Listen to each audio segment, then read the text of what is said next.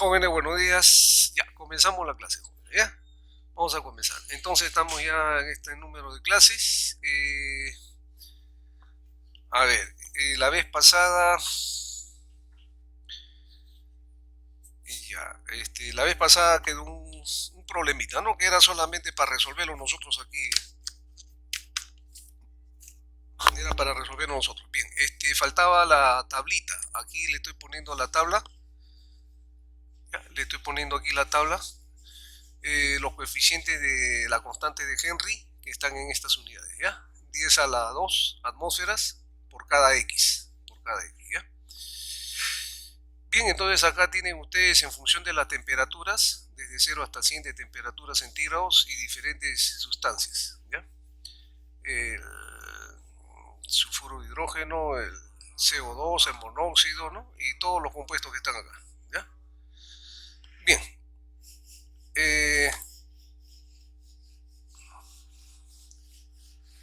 Estamos normal, ¿no? Si hay audio para ustedes, ¿no? Si hay audio normal. Ya. Ya. Ya. Muy bien, entonces, a ver, ya, el problema. ¿Lo tienen el problema? ¿Lo tienen el problema o lo tienen el problema o les copio el problema? ¿Lo tienen el problema? Sí, profesor, sí lo tenemos. Ya, La ya. clase pasada lo dejó en la última parte Ya, ya. de la clase. Ya. Entonces vamos a leerlo, ¿ya? El problema decía, se tienen 300 litros de una mezcla. Es una mezcla en estado de en estado en estado de gas, le vamos a considerar, ¿ya? Como gas ideal. Es una mezcla que está compuesta por vapor de acetona y aire. La composición de esta mezcla es el 1% en volumen de acetona. Ya, ese 1% ya me está diciendo 1% molar también, ¿no? Ya, 1% porcentaje en volumen, 1% molar. Se pone en contacto a 20 grados de temperatura y a 760 milímetros de mercurio. Se pone en contacto esta mezcla con 60 litros de agua, hasta que se va a alcanzar el equilibrio entre las dos fases, entre la fase gas y la fase líquida. Calcule la concentración de la disolución líquida que se ha formado en kilos de acetona por cada kilo de agua. ¿Ya? Esa es la pregunta, ¿no? Considere que no hay variación en el volumen de la fase gaseosa. ¿Ya? Bien, a ver, ahí creo que faltaba poner una línea más. Debería de agregarse la relación de equilibrio para, si toman nota, la relación de equilibrio para la solubilidad de la acetona en agua, la relación de equilibrio para la solubilidad de la acetona en agua a 20 grados C está dada por la siguiente relación. P de presión es igual a 330 C. ¿Ya? Eso es lo que faltaba. ¿Ya? Entonces la relación de equilibrio para la solubilidad de la acetona en el agua está dada por esta ecuación de Henry. ¿Ya? Ya entonces ya le están dando ya la constante de Henry, 330. ¿Ya? Entonces la relación sería P igual a 330 veces C. Podríamos ponerle P asterisco mejor para poder diferenciar con las otras presiones que vamos a calcular, ¿ya? P asterisco igual a 330 C. ¿Ya? Listo. Entonces, donde P sería la presión parcial de la acetona en la fase gaseosa. Recuérdese que es una relación entre dos fases en equilibrio, ¿no? Fase gaseosa con la fase líquida. Henry siempre va a implicar solubilidad de gas en líquido, ¿ya? Entonces, en esta relación, la presión P, el P asterisco, sería la presión parcial de la acetona en la fase gaseosa, ¿ya? Y eso está en milímetros de mercurio según el enunciado del problema. ¿ya? Esto va a ser igual a 330, que sería la constante de Henry y que estaría multiplicando a C, donde C es la concentración en la fase líquida, ¿ya? De la sustancia que estamos en consideración, que sería la acetona. Entonces C sería concentración en la fase líquida en kilos de acetona por cada kilo de agua. ¿Ya? ¿Estamos? Ya. Si tomaron nota sobre eso, ¿ya? Entonces sé qué cosa es la concentración en la fase líquida en kilo de acetona por cada kilo de agua, ¿ya? Así ya está dada ya esa relación. Bien, solucionemos entonces el ejercicio, ¿ya? Solución, dice. Tenemos dos puntos. Antes de que pase la acetona del aire al agua y después cuando ha pasado. Dos puntos. Entonces, inicialmente las moles de acetona en la mezcla gaseosa, antes del contacto, tendríamos las moles pavo ratón PBS RT y tenemos, ¿no? Y tenemos, dice, tenemos al 1% en volumen, el 1%, ¿no? Fracción, esa es una forma de expresar la concentración, y dice que la presión al 1%, entonces al 1% es el 0,1 por el volumen, 300 litros, ¿ya? 300 litros de la mezcla gaseosa. R en atmósferas, para que se case con esta P, y la temperatura en Kelvin. Reemplazo valores y voy a obtener este número, 0,124 moles de acetona iniciales en la mezcla gaseosa. ¿Conforme? Bien. Dice, luego, al contacto de la mezcla gaseosa con el agua, entonces, parte de la acetona en fase vapor va a pasar al agua. Esto está implicando de que parte de la presión en la fase gaseosa va a disminuir. Oiga, pero el volumen de esa fase gaseosa permanece constante, según el mismo enunciado en la última parte, ¿no? Bien, entonces, las moles de acetona en la fase gaseosa al final del contacto va a ser mole de acetona al final va a ser PB sobre RT, ¿ya? Esto permanece constante, esta es la R y esta es la temperatura. Ahora, la presión en contacto va a ser según el dato, está en milímetros de mercurio, y como esto está en atmósferas, entonces esta presión de milímetros de mercurio entre 7 y 60 para que sea homogénea esta ecuación en cuanto a unidades. ¿De acuerdo? Bien, entonces en esta ecuación número en función de P. Ahí estamos, ¿ya? Las moles finales van a estar en función de la presión. Hasta ahí.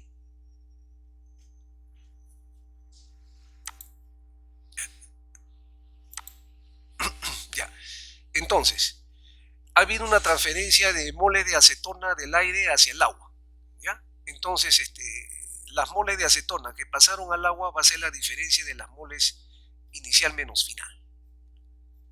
Como ya hemos calculado las moles al inicio y las moles finales que están en función de P, tendríamos esta relación. Bueno,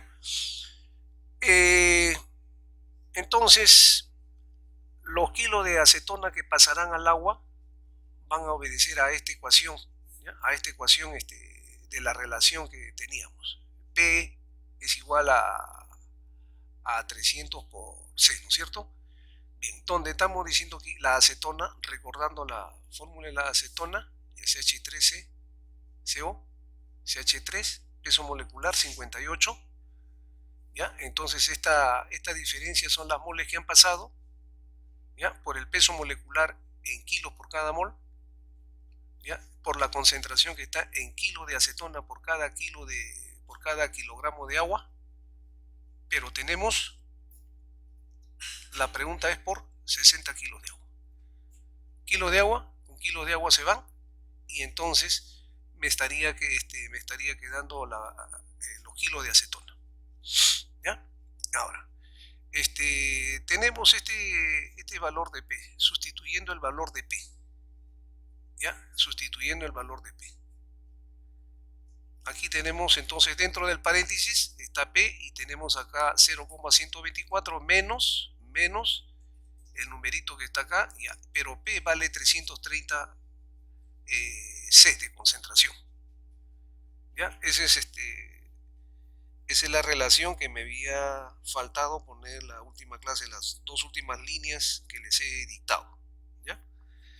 Entonces estamos reemplazando este valor de P aquí dentro de este valor de aquí le estamos reemplazando por el dato del enunciado, que es este de aquí, y tendríamos entonces una ecuación con una sola incógnita. ¿Ya? Que preparada la ecuación sería esta. ¿De acuerdo? Bien, entonces, de aquí ya solamente me queda despejarse, pues. ¿Ya? La concentración por cada kilo de agua sería 1,2 por 10 a la menos 4 kilos de acetona que habría por cada kilo de agua.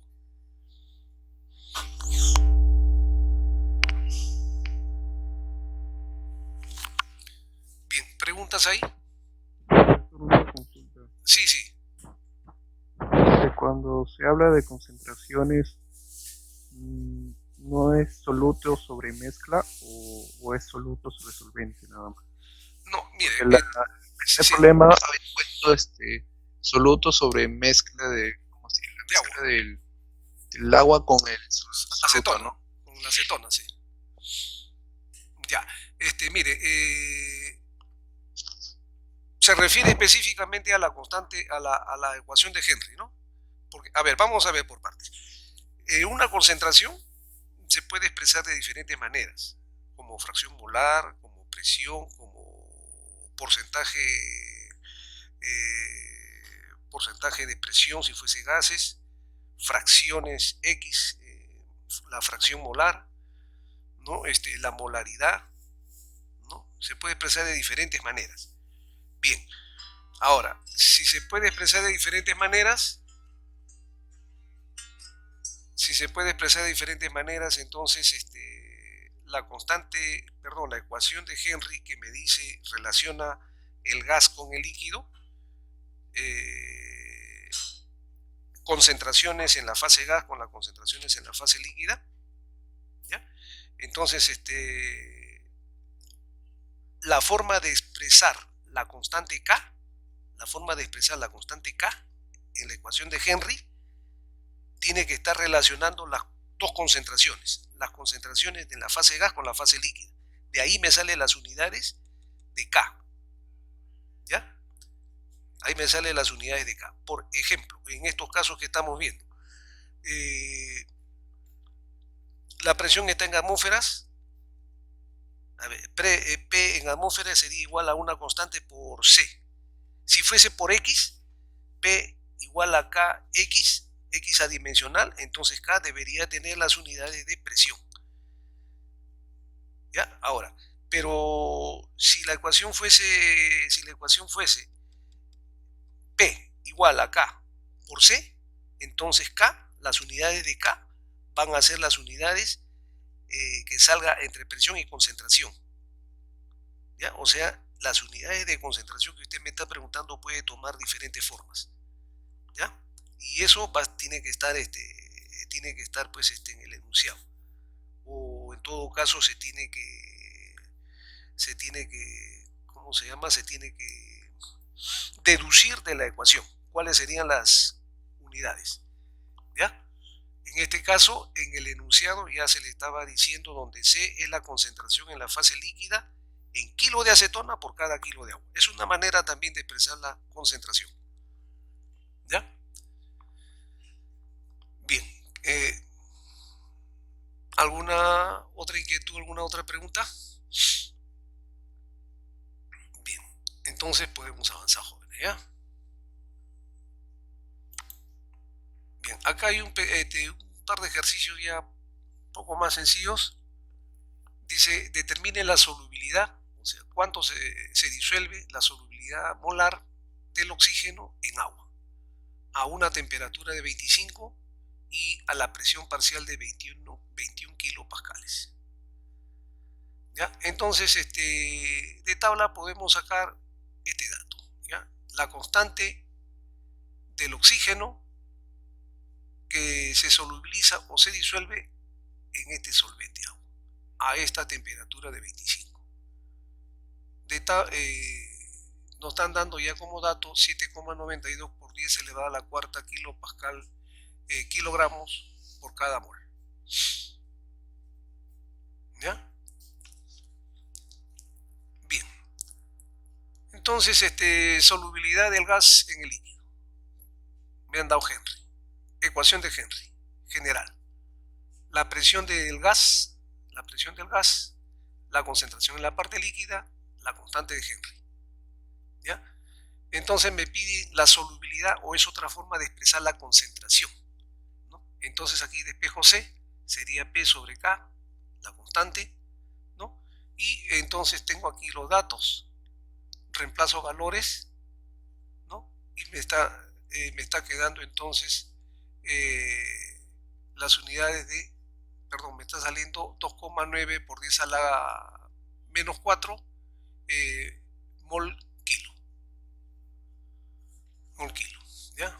Mol kilo. Bien, como es bastante pequeño, podemos decirle a milimoles,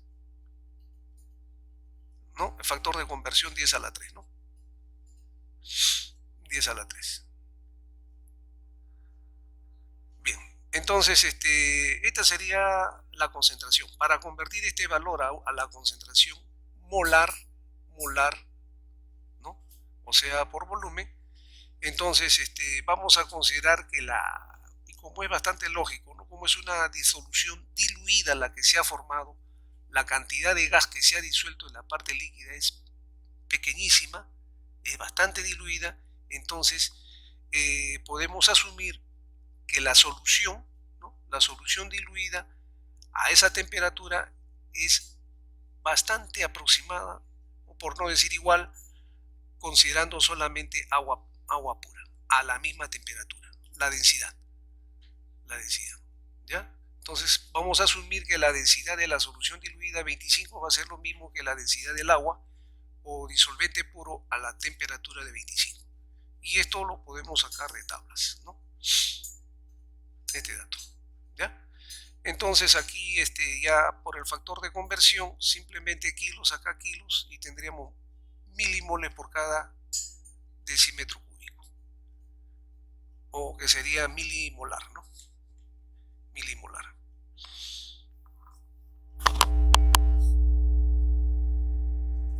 ¿De acuerdo? ¿Alguna pregunta? Ya, pasamos a otro ejercicio, ¿ya? Otro tipo de ejercicio. Ya, otro ejercicio, dice, problema. Las composiciones de una solución líquido y de vapor en equilibrio, ¿ya? Siendo el sistema metanol-nitrometano, a esta temperatura, las composiciones en el líquido X y en el vapor Y, en función de la presión, tenemos esta tabla de valores que nos dan. ¿Ya? Nos están dando esta tabla de valores. ¿Ya? Entonces me pide, bueno, yo he hecho estas experiencias y tengo estos datos. Quiero determinar la constante de Henry, ¿no? Para el gas en este solvente metanol. Bien. La solución es, tenemos que partir de los datos que nos dan, ¿no? Entonces, Teniendo datos acá que serían datos experimentales, porque son datos de tabla, ¿no? Teniendo datos experimentales, es decir, la tabla, y considerando la ecuación de Henry, que la presión es igual a la constante por la concentración en la parte líquida, entonces,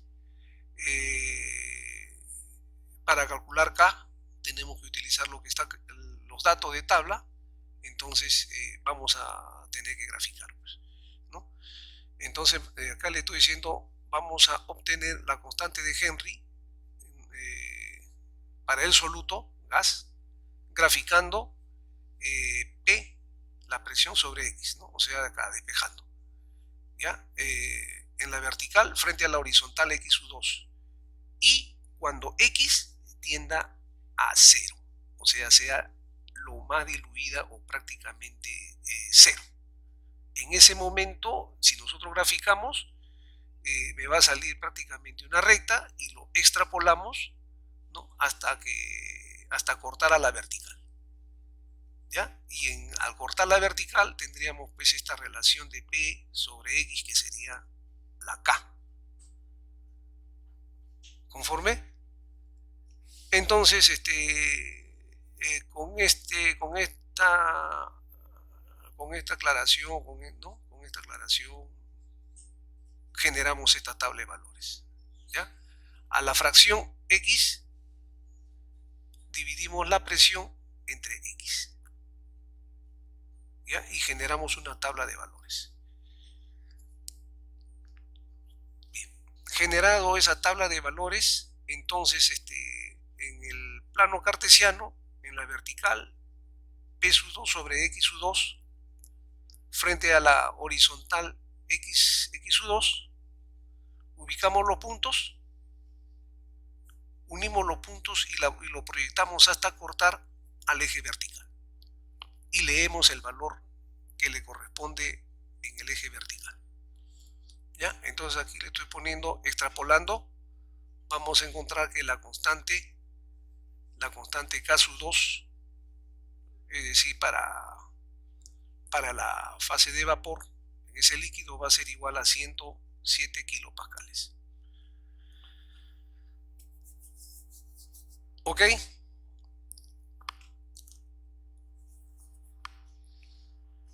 Bien. ¿Alguna duda, alguna pregunta? Ya. Entonces ahora vamos a continuar con nuestra clase, ¿ya? Vamos a entrar ahora a otro tema. El tema que vamos a entrar ahora va a ser las propiedades coligativas. Ya sería otro tema. Bien, aquí les estoy poniendo las propiedades coligativas, son propiedades netamente físicas. Acá no hay reacciones químicas, ¿ya? Son propiedades físicas estas propiedades coligativas. Y se van a presentar exclusivamente en soluciones que están diluidas. Ahí está con mayúscula, ¿ya? Soluciones diluidas. Bien. También le estoy poniendo, nosotros conocemos que una solución está formada por solvente y soluto. Al solvente se le reconoce con el número 1 y al soluto con el número 2. ¿Ya? Bien, y dentro de las propiedades coligativas tenemos las 4 principales. La disminución de la presión del vapor, y lo estoy representando como delta de PV. Delta de PV. Es decir, si nosotros tenemos, por decir, agua, un recipiente con agua a una determinada temperatura, va a tener la superficie va a ser una presión de vapor, ¿no? En unidades, por decir que sea milímetros de mercurio, hace una presión de vapor, solvente puro. Pero si le agregamos un soluto, que podría ser, por ejemplo, por decir sal, azúcar o una determinada sal química, entonces la presión de ese vapor va a bajar porque hay pues hay un extraño que hay que levantarlo, ¿no? El cambio de fase de líquido a vapor necesita una fuerza, una presión, ¿no? Y como tenemos un peso adicional, entonces va a disminuir esa presión de vapor. Hay un delta, entonces se produce una disminución pues en la presión de vapor. Ya, otra propiedad coligativa sería la elevación del punto de ebullición. Ya, es por lo mismo. Hay una variación del punto de ebullición. Una sustancia pura, por decir el agua, tiene una ebullición a 100 grados.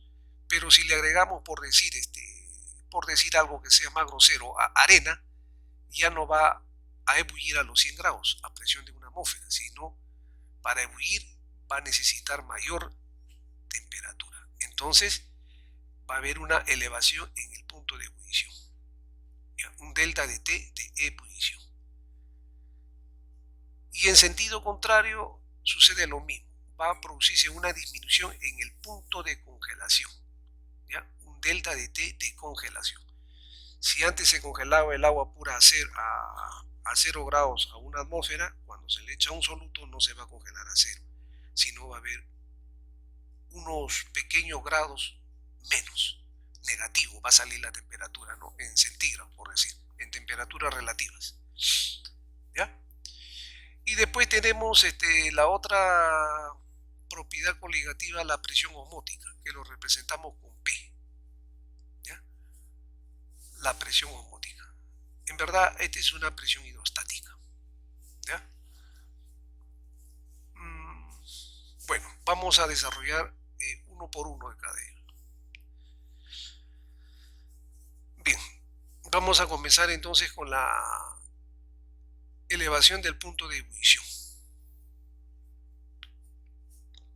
Bien, para eso vamos a decir lo siguiente, ¿ya? Vamos a considerar una solución con las características de que esté diluida, y esa solución ya va a estar en estado de ebullición, en el punto de ebullición. ¿Ya? Bien, ojo de que todo cambio de fase, si acá hay una ebullición, va a haber un cambio de fase, ¿no? De líquido al vapor. Todo cambio de fase siempre es un proceso a temperatura constante. ¿Ya? Es decir, el agua va a pasar de líquido a vapor a 100. El agua se va a congelar de líquido a sólido a 0. ¿No? Y así todos los cambios de fases son a temperatura constantes. ¿Ya? Bien, entonces estamos haciendo una solución diluida que va a estar justamente en estado de ebullición. ¿Ya? Entonces va a haber un cambio de fase de líquido al vapor. ¿Ya? Y en ese momento entonces vamos a tener que el componente 1, que es el disolvente, va a estar presente en la fase de vapor y en la fase líquida. Y van a estar en un equilibrio de fases, ¿no? Infinitesimales, dice. Entonces le estamos poniendo que el vapor del componente 1 se encuentra en equilibrio con el componente 1 en el líquido. ¿Ya? En el líquido. Disolvente, disolvente, vapor, líquido. Van a estar en equilibrio. Ya. Ahora, si eso es cierto, entonces podemos escribir lo siguiente, ¿no? El potencial químico del componente, estamos hablando del componente 1 porque es el que está en mayor proporción, ¿no? El componente 2 es sumamente diluido. Ya, entonces el potencial químico del componente 1 en la fase gas es igual al potencial químico de ese mismo componente 1 en la fase líquida. Eso es por equilibrio de fases. ¿Ya? Bien, entonces si esto se va a cumplir, el potencial químico del componente 1 en la parte líquida, ya lo hemos visto en clases anteriores, va a ser el potencial de ese componente a condiciones estándares en el mismo estado líquido, aumentado en RT, logaritmo de la concentración de ese componente 1 en la parte líquida, ¿no? O sea, de X1. ¿Estamos? Bien.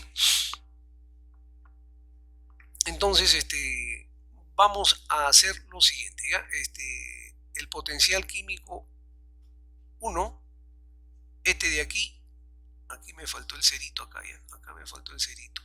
El potencial químico 1 líquido menos el potencial 1 cerito en el líquido, acá. ¿Ya? Entonces, esto va a ser un delta, una variación, un delta de mu potencial del componente 1. Y al lado derecho me va a quedar pues RT logaritmo de X1, donde le estoy poniendo aquí una llamada de atención que este delta de potencial 1 es el cambio en la energía de Gibbs, ¿no? Porque este es Gibbs por unidad de mol, ¿no? Cambio de la energía de Gibbs que está asociado con la evaporación de una sola mol de solvente a la temperatura T constante de evaporación, ¿no? A la temperatura T constante, ¿ya? Entonces simplemente aquí les estoy aclarando de que este de aquí es lo mismo que esto de que está acá. La variación del potencial es para este caso para el componente 1, pero en forma genérica. Aquí le estoy poniendo el potencial. La variación del potencial químico es igual a la variación de la energía de Gibbs molar de evaporación. ¿Ya? ¿Conforme? Vamos entonces. Ahora, yo le había dado el número 1 a esta ecuación. ¿Ya? A esta ecuación lo voy a dividir ahora entre t. ¿Ya? Entonces, dividiendo la ecuación 1 entre t. El delta de G de vaporización entre t. Y esto que tenía esta relación de la diferencia de, aquí sí está el cerito por si acaso, el potencial del gas menos el potencial en el líquido sobre t. Y eso es igual a RT logaritmo de X1. Pero esa t, como lo estoy dividiendo entre t, se cancelan y me está quedando R logaritmo de X1.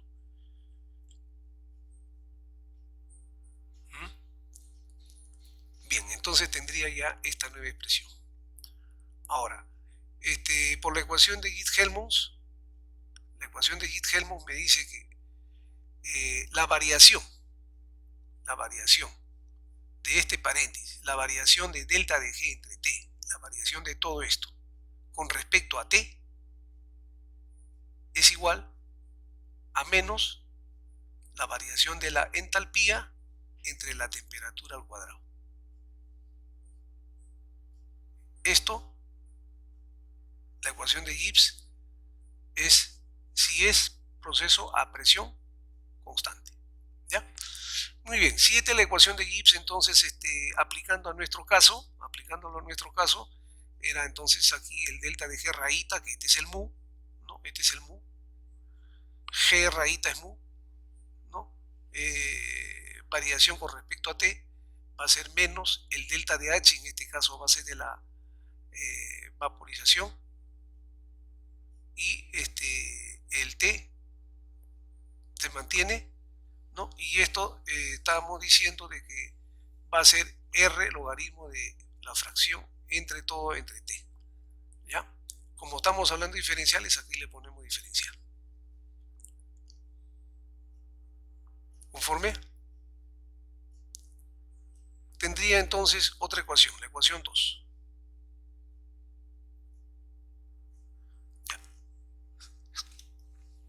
Ahora, siendo la solución diluida, hay poquito solvente, perdón, poquito soluto, todo es el solvente, entonces puedo afirmar que el delta de H de vaporización por cada mol va a ser igual al delta de H de vaporización del disolvente puro. No es que prácticamente todo es disolvente y hay demasiado, bastante diluido del soluto, no hay nada de soluto, entonces puede considerar que todo es disolvente puro. ¿Ya? Entonces, siendo una solución diluida, podemos afirmar esto de acá. ¿De acuerdo? Entonces, estoy diciendo de la ecuación 2, esta parte donde está el diferencial del logaritmo de x1, despejando, ¿no? Voy a tener entonces a menos delta de h de vaporización sobre t al cuadrado, esta r que pasa a dividir y el diferencial de t que pasa aquí a multiplicar. ¿Ya? Hasta ahí estamos. Estoy deduciendo la ecuación para después poder aplicarse en los problemas. ¿Ya? Bien, ahora hay que integrar eso, ¿no? Hay que integrar la ecuación anterior. Hay que integrar, ¿no? Hay que integrar. Aquí hay un diferencial, acá hay un diferencial. Entonces vamos a integrar y vamos a poner a ver, cuando la fracción es diferente a 1, o sea, está en el rango de 0 hasta 1, sin los extremos, la temperatura de ebullición va a ser la temperatura de ebullición prima. Pero cuando todo sea 1, ¿ya? Cuando todo sea 1, entonces la temperatura va a ser temperatura T sub E. ¿De acuerdo? Es decir, aquí tenemos ya la ecuación anterior, ¿no? Teníamos aquí diferenciales y aquí diferenciales. Acá está la integral. ¿Ya? ¿Cuándo será 1? Cuando no hay nada P del soluto. ¿Ya?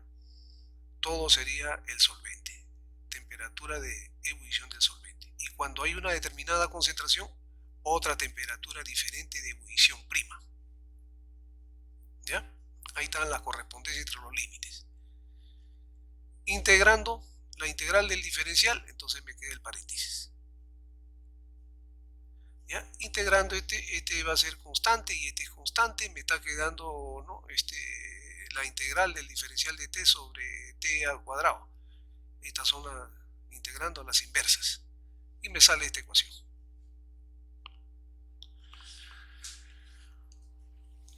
¿De acuerdo? Bien, ejecutando el paréntesis, esta ya es cuestión ya sencilla, ¿no? Cuestión ya de matemática, ¿no? Me sale esto de acá. Y para ponerle en este orden de mayor a menor, le saco el signo menos. ¿Ya? Muy bien, este ya es matemáticas, entonces de aquí voy a tener menos delta de H de vaporización sobre R. Y aquí le estoy poniendo este juego, esta diferencia como delta de t y este producto como t sub b al cuadrado. Y aquí lo estoy justificando, ¿ya? Aquí por el momento le estoy diciendo que este delta de t es la variación de la temperatura de ebullición. Cuando es componente puro y cuando tiene un poquito de soluto. Hay una variación de temperatura y esta es la variación de temperatura. Esta es la variación de temperatura. ¿Ya? Ahora, la justificación para pasar de este paréntesis a este otro, aquí lo estamos poniendo. Las dos temperaturas, tanto componente puro como la solución diluida, la diferencia entre los dos difieren en muy pequeñas cantidades. ¿Ya? Hay veces parte de 1 grado de temperatura o un poquito más de 1 grado de temperatura. Son pequeñísimas los diferenciales de temperaturas. ¿Ya? Y además el delta de H de vaporización, como le dije antes, es esa temperatura constante, es decir, no función de temperatura. ¿Ya? No función de temperatura. Y como esto se cumple, son pequeñas las diferencias, entonces estas dos temperaturas son aproximadamente iguales. Y si son iguales, entonces dos cantidades iguales es igual a una de ellas al cuadrado, ¿no? La multiplicación por sí misma al cuadrado. ¿Ya? Y el delta de t es la diferencia entre las dos temperaturas. Bueno, esta sería la temperatura mayor de la disolución y esta es la temperatura menor de la solución pura. ¿Estamos? Bien. Entonces, ya, pero la ecuación anterior, si nosotros vemos la ecuación anterior, está en función del componente 1, ¿ya? Del disolvente. Pero, ¿qué sucede? Que normalmente todas las ecuaciones se expresan en función del soluto. Entonces, eso es lo que estamos acá poniendo. Normalmente las ecuaciones se presentan en función del componente 2, que es el soluto, y no del componente 1. Bien, entonces vamos a hacer el cambio, pues, de 1 a 2. Logaritmo de x1 va a ser igual, x1 es igual a 1 menos x2, porque la suma de los dos, de x1 y x2, debe dar la unidad, ¿no? Entonces, x1 es igual a 1 menos x2. Y esta parte está igual. Muy bien. Pero sucede de que este logaritmo de acá se resuelve por serie, ¿no? Por una serie de potencias. Bien, entonces,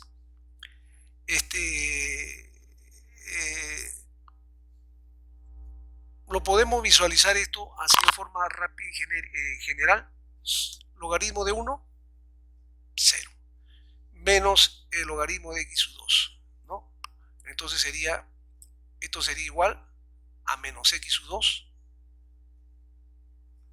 El siguiente valor, como es una serie de potencias, sería x2 ahora al cuadrado entre 2 menos x, la misma variable x2 al cubo sobre 3 menos x2 a la cuarta sobre 4, y así sucesivamente, una serie de potencias que se van al infinito. ¿Ya? La solución de esta expresión. ¿Ya?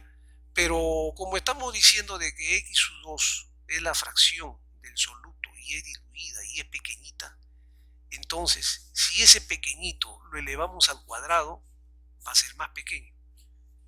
Y si todavía lo dividimos entre 2, más pequeño. Eso sucede cuando está elevado al cuadrado. Y cuando está al cubo, será todavía mucho más pequeño. Y así cada uno. Entonces todos estos términos prácticamente son 0, 0, 0, 0, 0. Y me está quedando entonces solamente este valor representativo. ¿Ya? Esto sucede sí, solo si pues este x2 es mucho menor que 1, o sea que es diluido. Bien, entonces el delta de t, despejando, tendría ahora esta ecuación. Tendría esta ecuación. ¿Ya? Ya no en función del componente 1, sino del componente ahora 2. ¿Ya? Y entonces ya de acá resolviendo tendríamos prácticamente esto. Esta sería la ecuación válida. La variación de la temperatura en soluciones diluidas, la variación respecto a componente puro y solución diluida, obedecería a esta ecuación. R, la constante de los gases, la temperatura de ebullición del disolvente al cuadrado, la fracción del soluto y la variación de la entalpía de vaporización. ¿Ya? Esta sería entonces la ecuación. Bien. Pero además esta x2, que es una forma de concentración, se puede pasar a otra forma de concentración, a la molaridad. Aquí le estoy poniendo 2 para redundar, ¿ya? Porque la molaridad, así como la molaridad u otra forma de concentración, siempre va con respecto al componente 2, que es el soluto, ¿ya? Al componente 2, ¿ya? Entonces aquí estoy redundando simplemente para anotar, ¿ya? Entonces acá, por definición, la fracción es la mole del parcial a la mole del total. Y acá esto va a ser aproximadamente igual a n sub 2 entre n sub 1. ¿Por qué? Porque n sub 2 hay tan poquita cantidad de moles que no va a implicar al cociente. Entonces todo esto puede ser solamente n sub 1. N sub 1. ¿Ya? Muy bien, pero ya estamos en n sub 2, moles del componente 2, moles del componente 1. Pero la mole la calculamos dividiendo los pesos entre el peso molecular, ¿ya? Donde acá W1 es la masa del disolvente, le estamos poniendo en kilos, ¿ya? Y este de acá la masa molar del solvente en kilos por cada mol, ¿ya? Entonces, como tenemos la definición de la molalidad, M minúscula, que es lo mismo de acá, sino que ya no está con 2, porque ya de acá está redundado, ¿no? M sub 2 va a ser componente 2, mole del componente 2, entre el peso del componente 1, ¿no? Ese es por definición de molalidad, ¿no? Bien, entonces de aquí yo ya puedo inferir de que la fracción va a ser igual a peso molecular por la molalidad, ¿ya? Por tanto, entonces aquí me va a quedar reemplazando, aquí me va a quedar que la variación de T va a ser R T sub B en lugar de X. Bueno, acá en este denominador primero, delta de H de vaporización, y esta de acá me está saliendo esto de aquí. Este X sub 2, esto de acá, estoy reemplazando. ¿Ya? Muy bien. Entonces, este cociente es conocido, como la constante ebullioscópica, ¿ya? La constante ebullioscópica, ¿ya? Esta es la constante ebullioscópica K sub B. Y esta es la concentración molar del soluto. Este producto sería la variación de delta de T, ¿ya?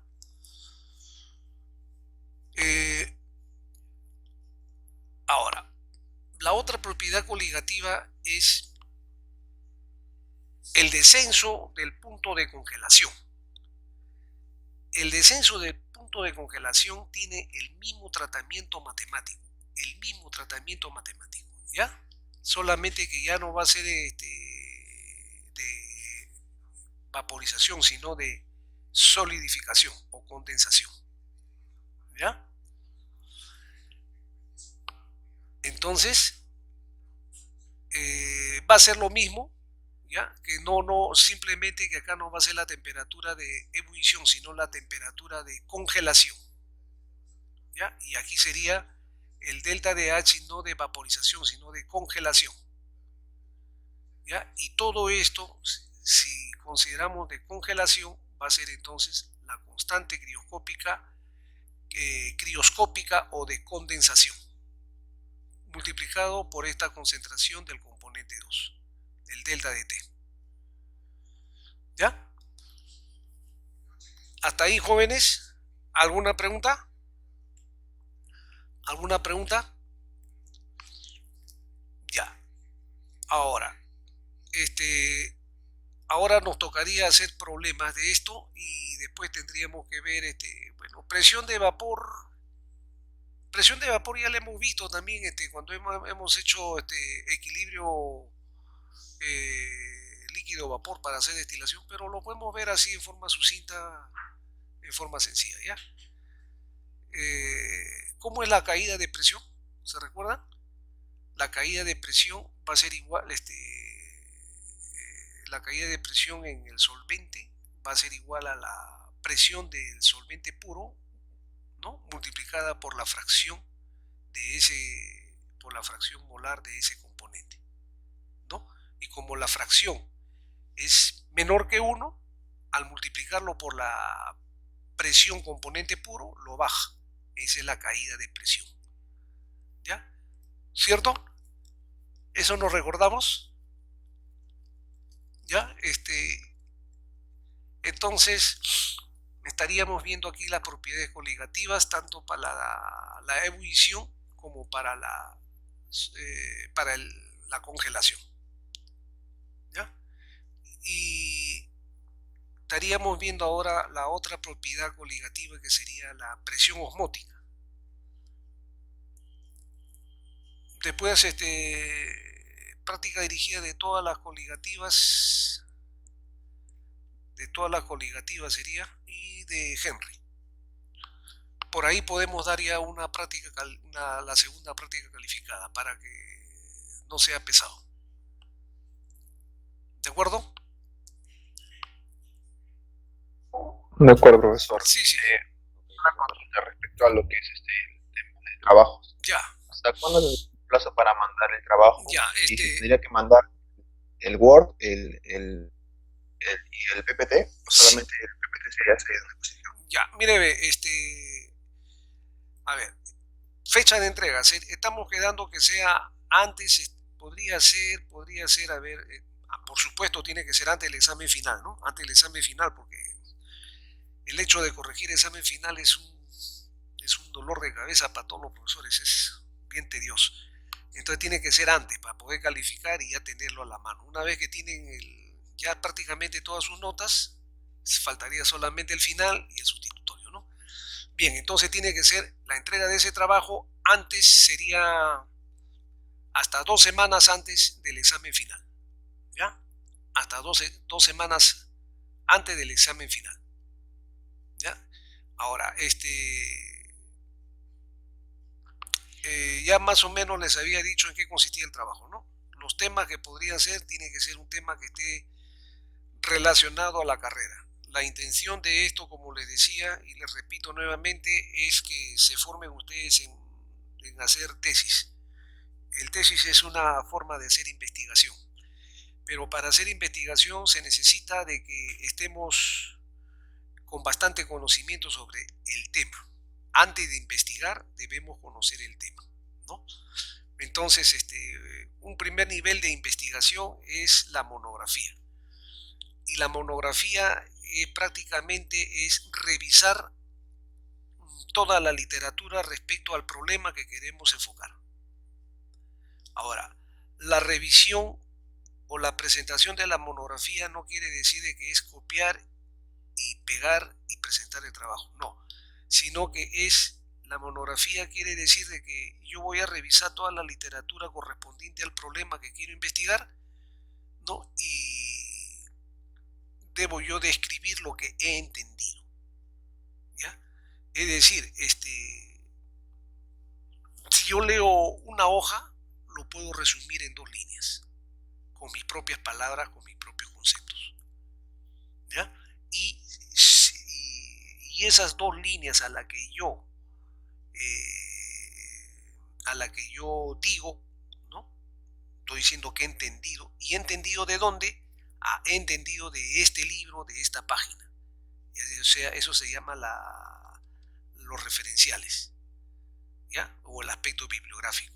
Entonces también tengo que poner, fulano de tal dice esto, y eso está en tal libro, o en tal tesis, o en tal página web, ¿ya?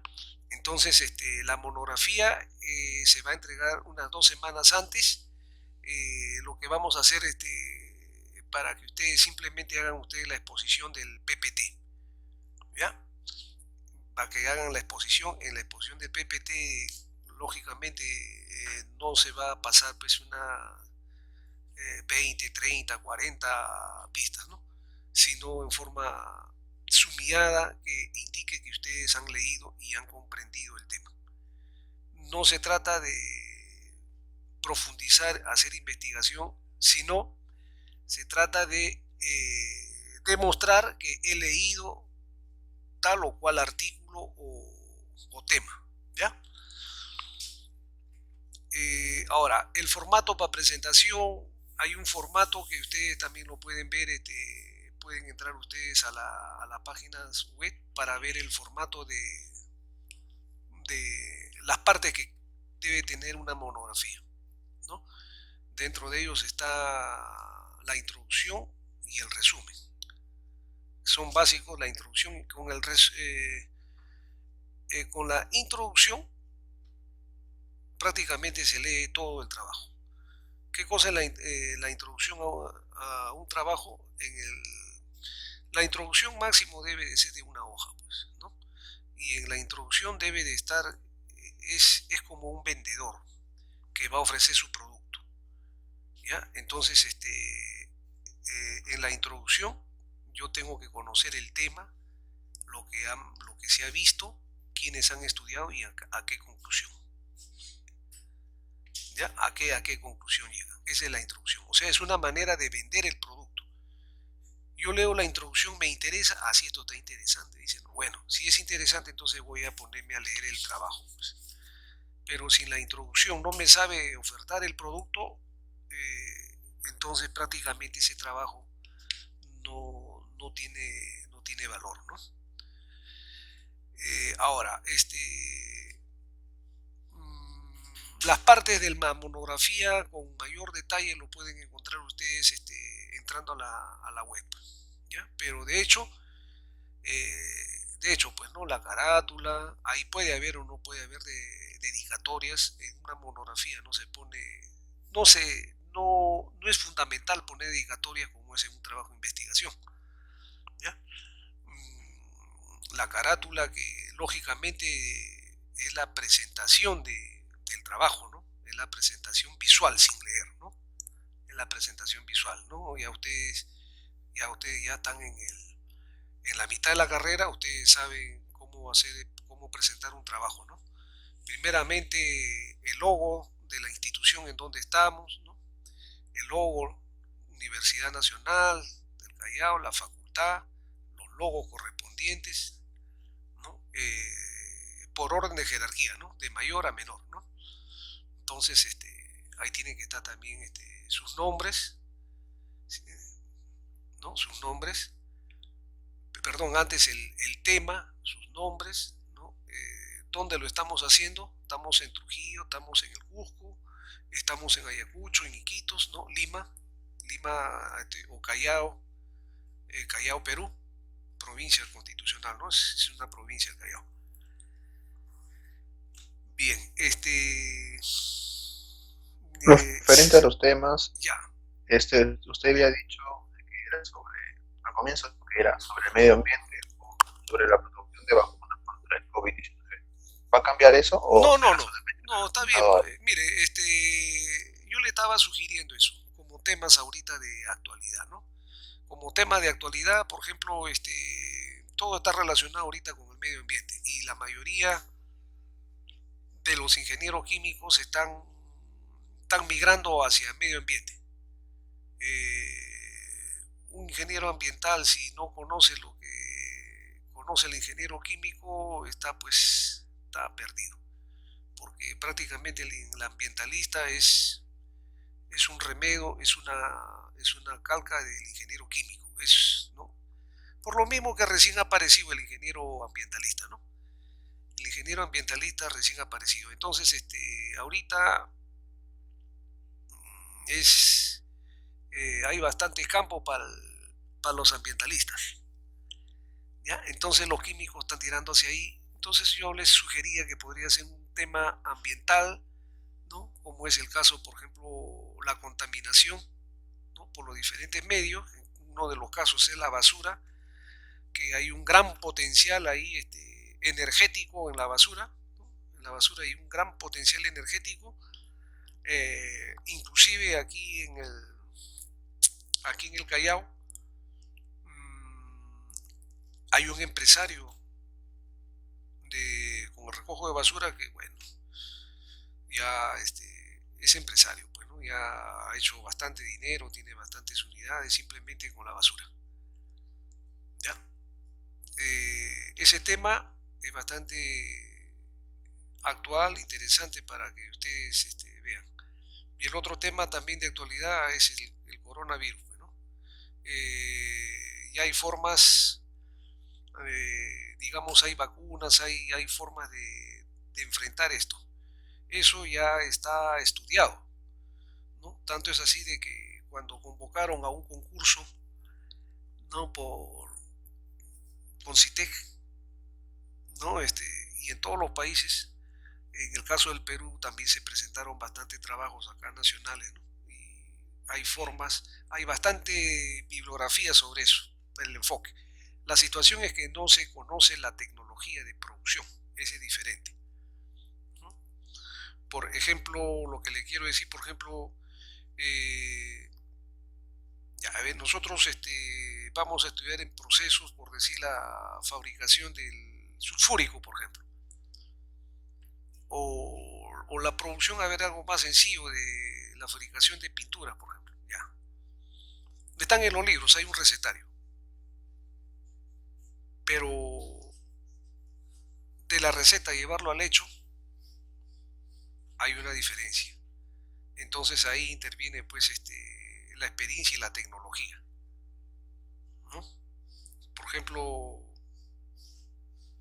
a ver, por ejemplo, en la producción de jabón es simplemente sebo con soda, ¿no? Es sebo, cuanto más calidad sea el sebo, sale mejor, de mejor calidad el jabón, pues, ¿no? Que el sebo puede ser también de cerdo, puede ser de oveja, de diferentes animales, ¿no? Pero el mejor sería el de res, pues. Y el cebo de res, en ese caso, es más cotizado. Y si la res es robusta, el cebo es blanco, ¿no? Bueno, ese es el cebo con soda. En los libros lo dicen, ¿no? Ya, cebo, soda, calentarlo, ¿no? Hasta disolver, llegar a un determinado pH, pero a ver, ¿cómo lo hace? Ese proceso de saponificación. Proceso. Saponificación. Claro, un proceso de saponificación. Es un proceso de saponificación, cierto. Pero hay, digamos, por decir, hay secretos para hacerlo. Porque el proceso de saponificación está en los libros, ¿no? En todos los libros, hace muchos años. Pero siempre hay secretos. Por ejemplo, como le dicen los técnicos que ya conocen, los obreros que conocen hacer la cama, para que se produzca el jabón, porque en los libros no está cómo hacer la cama, ¿no? Entonces, todo eso es primero echar la soda, ¿no? Embarrar la soda por las paredes, etcétera. Son cositas pequeñas que van a salir, esa es parte de la tecnología, ¿no? Entonces, la parte teórica existe para el coronavirus. Ahora está la situación en la producción. Por ejemplo, también el oxígeno, que tanto se están peleando, que no se están peleando, sino que hay una indiferencia en la producción de oxígeno, ¿no? El oxígeno es una materia prima que está en el aire, ¿no? 21% de oxígeno. Y se puede hacer una pequeña planta para la producción de oxígeno, y como lo han hecho ya ahora recientemente, la mayoría de los hospitales tienen su planta, ¿no? Eso corresponde a lo químico, ¿no? Claro, también se puede hacer el diseño de una planta productora o que para obtener el oxígeno, ¿no? Materia prima, el aire. Hay procesos unitarios mediante sifones, pero la literatura existe.